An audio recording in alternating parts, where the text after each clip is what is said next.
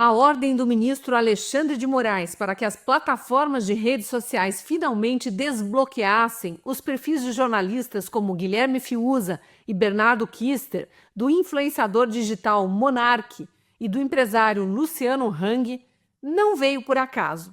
Aconteceu às vésperas da chegada ao Brasil de um funcionário do Comitê Internacional de Direitos Humanos da OEA, a Organização dos Estados Americanos, que veio aqui pessoalmente para ouvir relatos de gente censurada e também de parentes e advogados de presos e perseguidos políticos do 8 de janeiro. E por que isso está acontecendo só agora, depois de tantos anos de denúncias internacionais feitas à própria OEA e a outros organismos internacionais? Qual a relação da repentina liberação das redes sociais de pessoas censuradas pelo ministro Alexandre de Moraes e a vinda do emissário da OEA ao Brasil?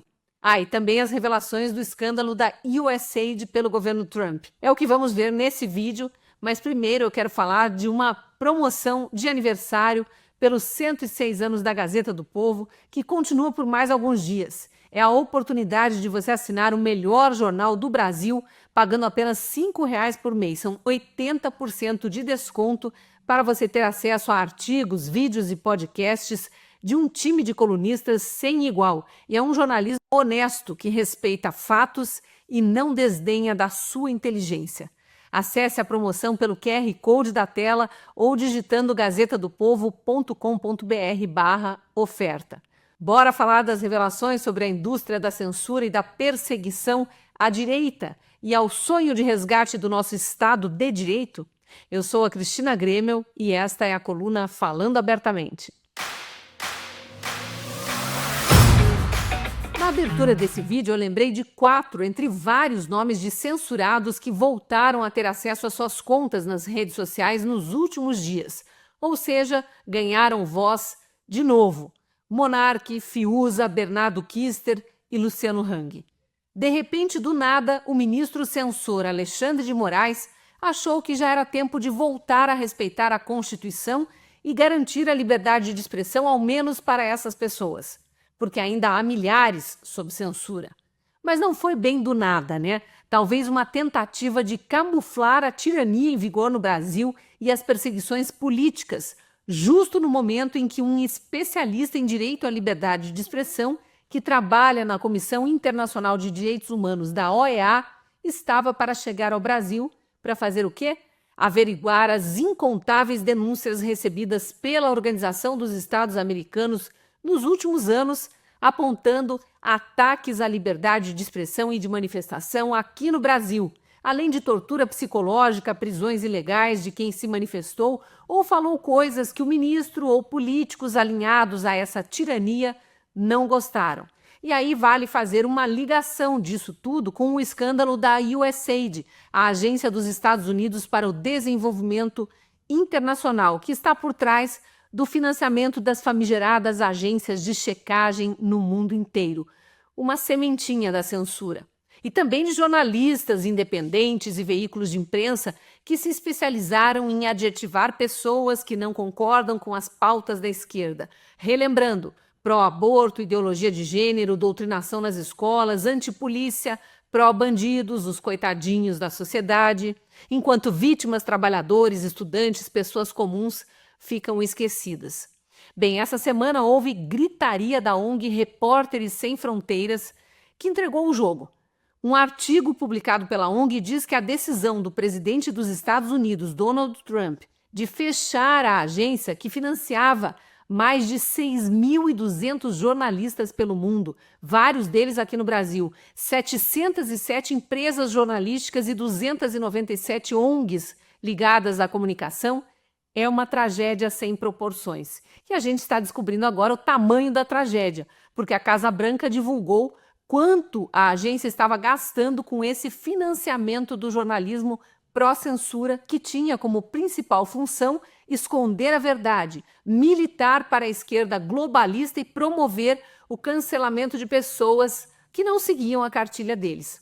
Só nesse início de 2025, pouco mais de um mês, o governo americano gastou 268 milhões de dólares com essa rede de ódio à direita.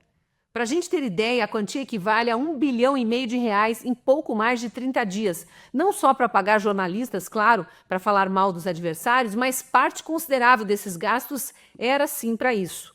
Ainda não se sabe quanto dessa bolada veio para jornais, rádios, TVs, blogs, jornalistas e influenciadores brasileiros, mas tem bastante gente desesperada por aí. A Folha de São Paulo, para citar apenas um veículo brasileiro que está esperneando contra o fechamento da USAID, publicou o plano de Donald Trump e Elon Musk de fechar a agência ameaça a mídia independente pelo mundo. Como tem coragem de falar em mídia independente, né? Se recebia verba de governo, no caso do governo americano, não era independente, era paga para falar o que era mais conveniente para todos. E é só mais uma entre tantas notícias recentes envolvendo esses financiamentos estranhos da USAID pelo mundo. Aqui no Brasil, o TSE, Tribunal Superior Eleitoral, sob a presidência do ministro Luiz Roberto Barroso, fez 2 eventos patrocinados pela USAID em 2021, enquanto o TSE planejava as eleições presidenciais do ano seguinte.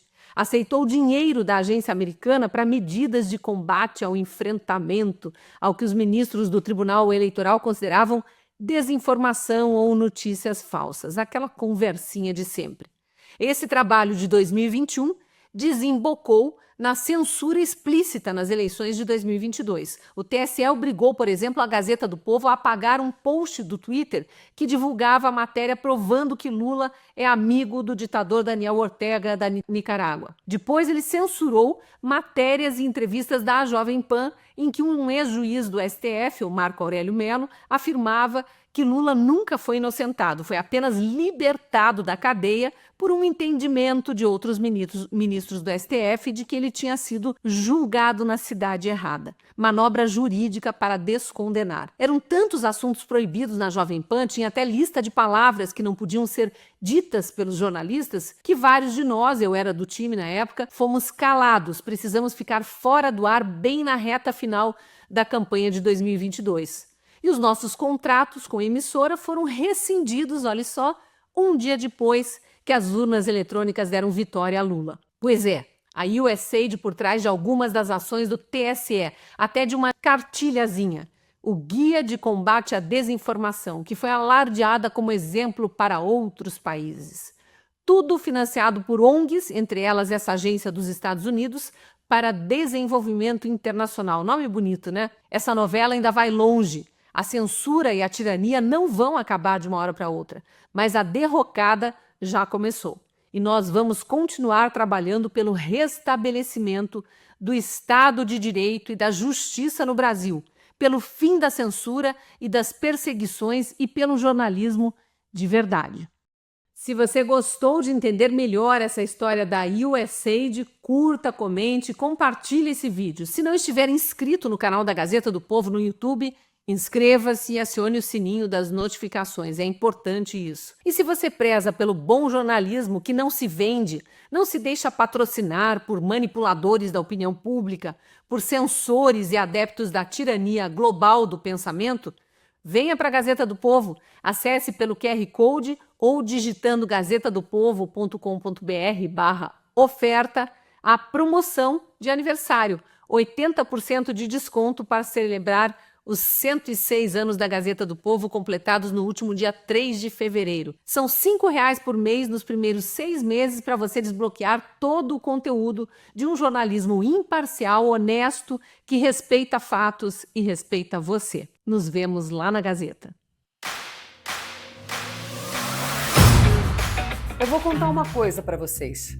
Tem muita gente assustada em Brasília. Até marqueteiro foi chamado para ajudar. Sabe por quê? Porque a verdade sempre aparece. Aparece na conta do supermercado, nas notas das crianças na escola, na opinião de gente isenta e aparece no jornal também. Você não acredita? Pois ainda tem um jornal no qual eu confio no Brasil, que é a Gazeta do Povo. Em fevereiro agora, a Gazeta está fazendo 106 anos. Tem valores muito sólidos e que foram testados pelo tempo.